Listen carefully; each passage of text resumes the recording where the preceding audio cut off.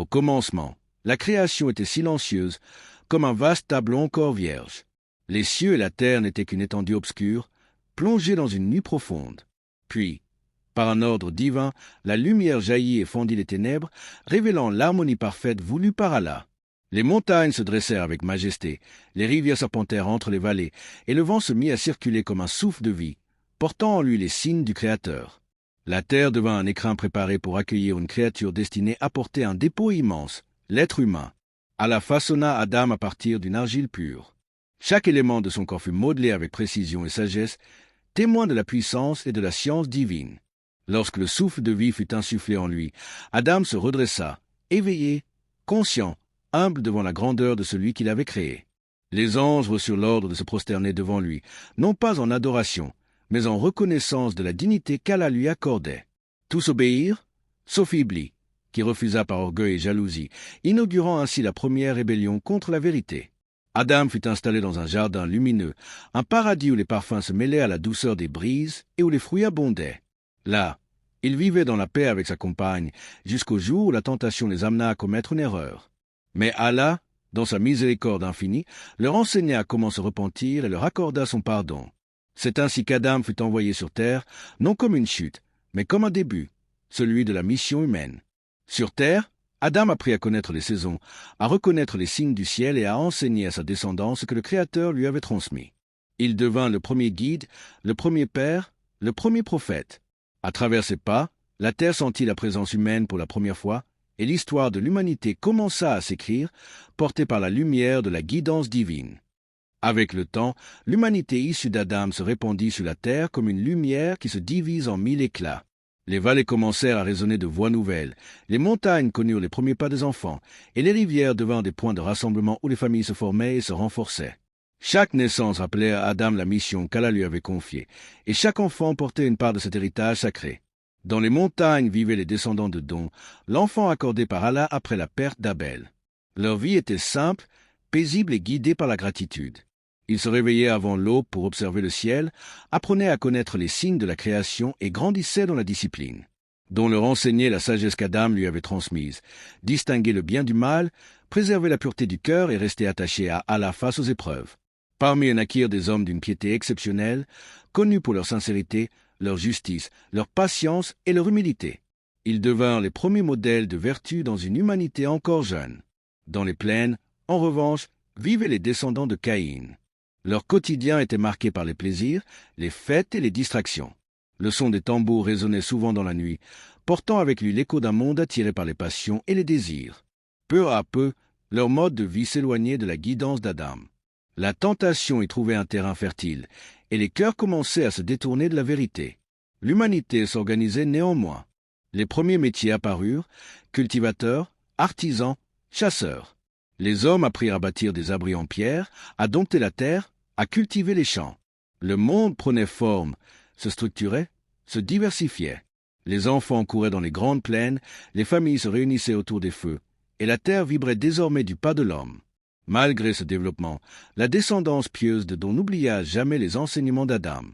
Il se souvenait de sa sagesse, de ses récits sur le paradis, de ses mises en garde contre l'orgueil, et de ses larmes lorsqu'il évoquait Abel. Pour eux, l'héritage d'Adam n'était pas matériel. C'était la guidance spirituelle, la lumière intérieure qui devait se transmettre de génération en génération.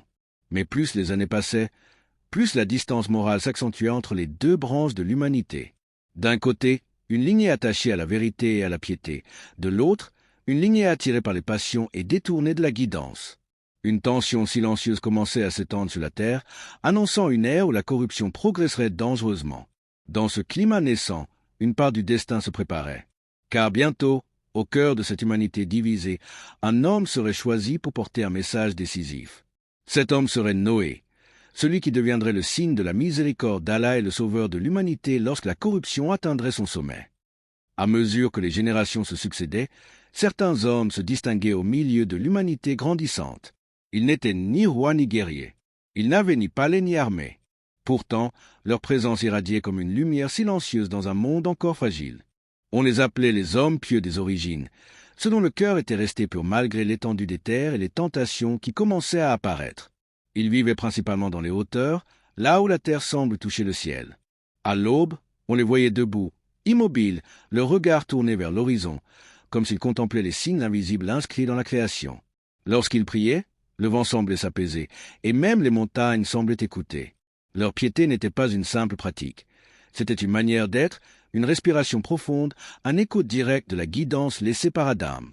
Ils consacraient leur journée à méditer, à enseigner, à transmettre la sagesse aux plus jeunes. Leurs paroles étaient douces mais fermes, simples mais profondes. Ils rappelaient sans cesse la vérité essentielle. L'homme n'est que de passage sur la terre, et toute sa valeur réside dans la sincérité de son cœur. Certains étaient connus pour leur justice exemplaire. Lorsqu'un conflit éclatait, on venait chercher leurs conseils comme on chercherait de l'eau dans un désert. D'autres étaient des modèles de patience. Ils supportaient les épreuves avec une sérénité qui apaisait ceux qui les entouraient. D'autres encore étaient de véritables maîtres spirituels, capables de lire dans les comportements des gens comme dans un livre ouvert. Ils formaient le dernier rempart moral d'une humanité qui commençait lentement à vaciller. Car pendant que préservait la lumière, la corruption dans les plaines se faisait plus visible. Les rires bruyants, les nuits interminables, les passions excessives prenaient de l'ampleur. Les hommes pieux observaient tout cela avec tristesse, mais aussi avec lucidité. Ils savaient que chaque époque possède sa part d'épreuves et que leur rôle n'était pas de condamner, mais de guider. Ils étaient les héritiers spirituels d'Adam, des hommes dont les cœurs avaient été polis par la piété jusqu'à devenir clairs comme un miroir. Lorsqu'ils parlaient d'Allah, leur voix tremblait d'humilité. Lorsqu'ils évoquaient la mort, leurs yeux se fermaient avec douceur, comme s'ils en connaissaient déjà le secret. Lorsqu'ils enseignaient, leurs paroles devenaient une lumière qui transperçait les hésitations et les peurs. Grâce à eux, la guidance ne s'éteignit jamais totalement. Il fut les lanternes d'une humanité encore jeune, les repères silencieux qui empêchèrent les cœurs de sombrer complètement dans l'oubli. Ils ne cherchaient ni reconnaissance ni pouvoir. Leur seul désir était de plaire à Allah et de préserver la vérité telle qu'Adam l'avait transmise. Ils ne savaient pas encore que le monde traverserait bientôt une période où leur héritage serait menacé, où la corruption atteindrait un niveau encore jamais vu. Mais leur existence préparait discrètement l'arrivée d'un homme extraordinaire, un prophète dont la mission allait bouleverser l'histoire, Noé. Car sans ces hommes pieux, la lumière aurait disparu avant l'orage. Grâce à eux, elle resta vivante, prête à être ravivée au moment où l'humanité en aurait le plus besoin. Avec l'expansion de l'humanité, un nouveau chapitre s'ouvrit, le développement des premières villes. Les hommes commencèrent à se regrouper près des rivières où la terre était fertile et l'eau abondante. Les habitations étaient d'abord modestes, faites de pierre, de terre et de bois, mais leur concentration forma rapidement les premiers villages. Les maisons étaient proches les unes des autres, et des chemins improvisés reliaient les foyers, permettant aux habitants de se rencontrer et de partager leur savoir et leurs ressources. Chaque village devenait un microcosme de la vie collective, un endroit où la coopération était indispensable pour survivre et prospérer. Les métiers se spécialisèrent progressivement. Certains devinrent cultivateurs, observant les saisons et domptant la terre pour en tirer le meilleur. D'autres se firent artisans, façonnant le bois, la pierre et le métal, créant les premiers outils robustes et les premiers objets de nécessité et de confort. D'autres encore devinrent des gardiens de la mémoire, transmettant les récits d'Adam et les enseignements spirituels aux générations suivantes. Les échanges entre villages se multiplièrent, donnant naissance aux premiers marchés, où l'on troquait des graines, des pots, des outils ou des tissus rudimentaires. Ces échanges ne renforçaient pas seulement l'économie naissante, ils favorisaient aussi les liens sociaux et la transmission des connaissances. Cependant, cette croissance n'était pas exempte de risques. Les descendants de Dom, bien que guidés par la piété et la discipline morale, observaient avec prudence cette expansion. Ils savaient que la prospérité et la vie collective pouvaient facilement devenir un terrain de tentation. Dans les villes, l'orgueil, la jalousie et les rivalités commençaient à apparaître, révélant que la structure sociale pouvait engendrer autant de défis que de bénéfices. Dans les plaines, les descendants de Caïn construisaient des villes plus bruyantes, plus animées et souvent marquées par les excès. Les fêtes et les distractions nocturnes rythmaient leur vie, et l'orgueil et la compétition s'infiltraient dans chaque domaine. Ce contraste entre les villes pieuses des montagnes et celles plus libres des plaines illustrait parfaitement la fracture morale qui se dessinait parmi l'humanité. Ainsi, la naissance des villes fut à la fois un accomplissement et un avertissement. Elle reflétait la capacité humaine à s'organiser, à bâtir et à collaborer, mais elle montrait aussi que le progrès matériel ne garantissait pas la pureté du cœur. Les choix individuels et collectifs dans ces premières civilisations allaient déterminer l'avenir de l'humanité, préparant le terrain pour les épreuves et la guidance divine à venir. Alors que les premières villes prospéraient et que l'humanité s'organisait, un phénomène nouveau commença à apparaître, les premiers péchés sociaux.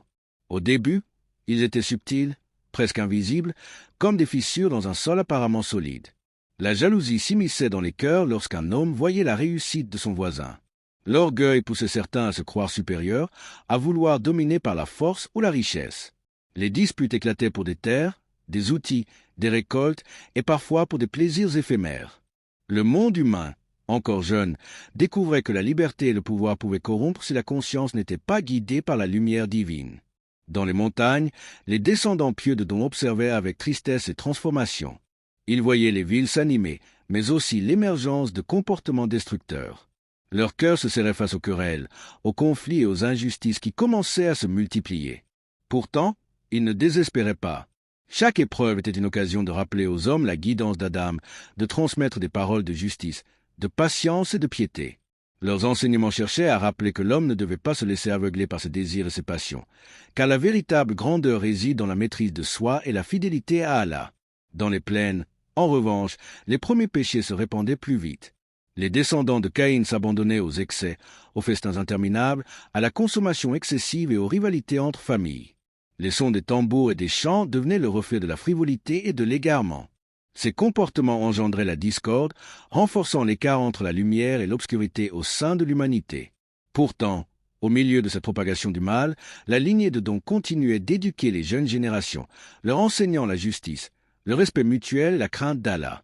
Ces hommes pieux devinrent des repères, des phares dans une mer troublée. Leur patience, leur persévérance et leur sagesse permettaient de contenir, autant que possible, les effets destructeurs des premiers péchés sociaux. Ainsi, l'humanité était confrontée à sa première grande épreuve morale. La liberté, la prospérité et le regroupement dans les villes révélaient la capacité des hommes à choisir entre la lumière et l'obscurité. Les péchés sociaux n'étaient plus seulement des actes isolés. Ils commençaient à se transformer en habitudes, en structures sociales qui allaient façonner le destin des peuples. Et au milieu de ce tumulte, l'histoire continuait de se tisser, préparant le terrain pour la venue de Noé, celui qui serait envoyé pour purifier la terre et rappeler aux hommes la nécessité de rester droit. Et au fil des générations, la corruption commença à s'étendre progressivement sur la terre. Ce n'était pas une explosion soudaine, mais une lente propagation, comme une ombre qui recouvre un paysage lumineux. Les hommes, autrefois guidés par la piété d'Adam et l'exemple de Don, commencèrent à s'éloigner des enseignements sacrés. Les désirs matériels prirent de l'ampleur, l'avidité et l'orgueil gagnèrent les cœurs, et les querelles pour le pouvoir et la richesse se multiplièrent. Les rivières, autrefois lieux de partage et de vie, devinrent des sources de conflits pour l'eau et les terres fertiles.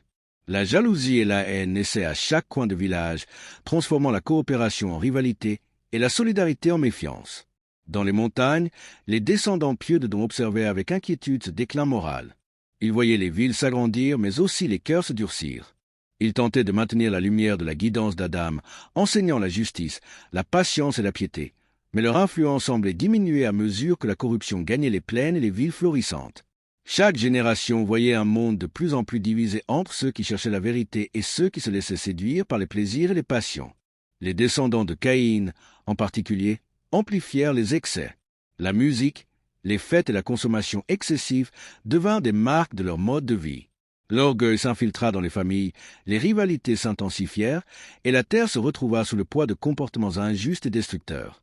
Les hommes s'éloignaient progressivement de la crainte d'Allah, ignorant les avertissements des sages et des hommes pieux. Cette corruption progressive préparait l'humanité à une épreuve majeure. La terre, autrefois pleine d'innocence et de pureté, devenait le théâtre de désordre, de violence et de péché en chaîne. Les hommes pieux savaient que, sans une intervention divine, l'équilibre fragile qui permettait à la lumière de subsister serait rompu. Dans ce contexte, Allah choisit Noé, descendant d'Adam et porteur de la lumière, pour devenir un prophète et un guide, envoyé pour purifier la terre, rappeler la vérité aux hommes et instaurer la justice. Ainsi se concluait la première grande période de l'histoire humaine. De la création d'Adam aux premières villes, de la lumière des hommes pieux à la propagation des premiers péchés, l'humanité avait traversé ses premières épreuves, jetant les bases du destin qui allait se poursuivre avec Noé et son arche, symbole de salut et de miséricorde pour ceux qui suivraient le chemin de la vérité.